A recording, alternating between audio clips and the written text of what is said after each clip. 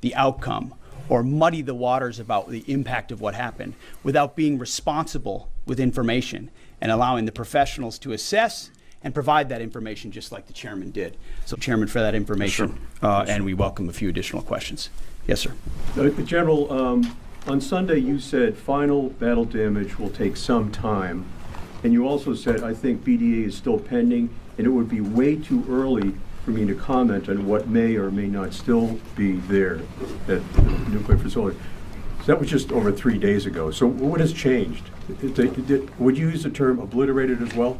Sure, like I said, we don't do BDA. I'll refer that to the intelligence community. And when you're talking with them, I mean, what changed in the past 3 days that make you so, you know? Sir, I think I think I explained what changed. There was a great deal of irresponsible reporting based on leaks, preliminary information in low confidence. Again, when someone leaks something, they do it with an agenda. And when you leak a portion of an intelligence assessment, but just a little portion, just the little portion that makes it seem like maybe the strike wasn't effective, then you start a news cycle, whether it's the Washington Post or Fox News or CNN or MSNBC, you start a news cycle that starts to call into question the ethics. No, that's why.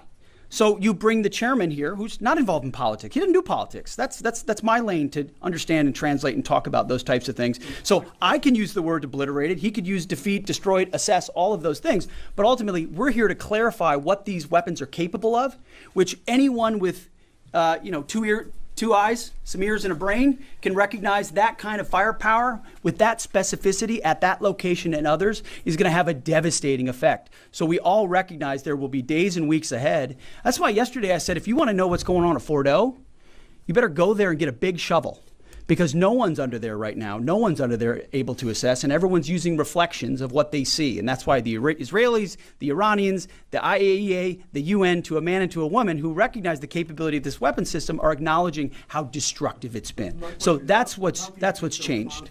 Just 3 or 4 days later, what changed? See, this is a point.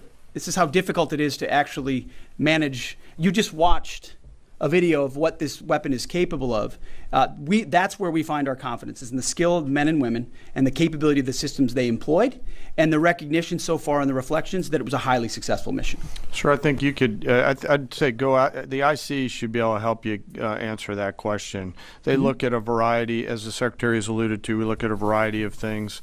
I don't do that, they do. All different sources of intel, which I'd refer you to them to get clarity on the end state. So again, I go back to the IC, whether it's Director Radcliffe or ODS.